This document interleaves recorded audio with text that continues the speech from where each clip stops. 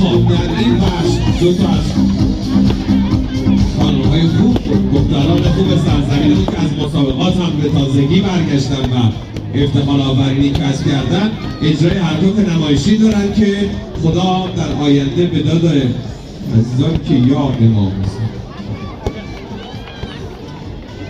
بخواه یه بار از اول شروع کنیم، یه خورده شالمون هم محکم بکنیم که تصاویر رو دوستان من بتونن ثبت بکنن. یه حرکت نمایشی ویژه توسط دختران خوب و قهرمانمون داشته باشیم که امیدوارم شما لذت ببرید. این وقت کارگران خوب و کیوشیکارها آماده هستن اجرای حرکات نمایشی داشته باشن. دختر خانومی که میبینید قهرمان آسیاست.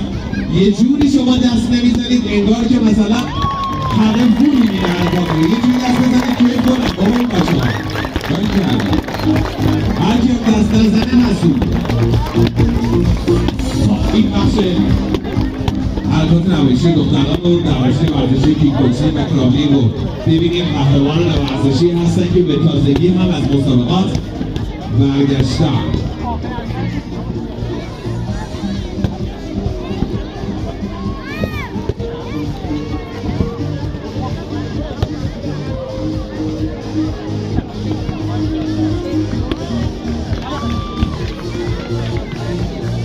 ماشاءالله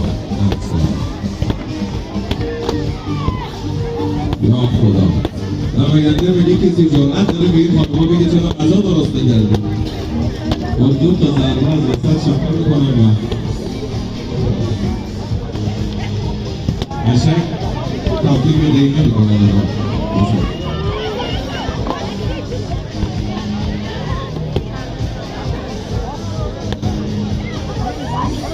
یکی از قهرمانان جهان در بین ما حضور داره. با افتخار استاد داوود عبدالمالکی رو تشویق بکنید. قهرمان جهان که کنار ماست. آقای عبدالمالکی درود بر شما.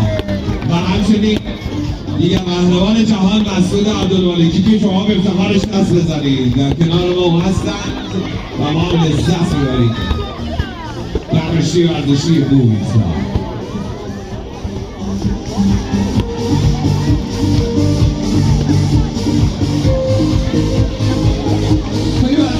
داریم این مبارزه رو میبینیم.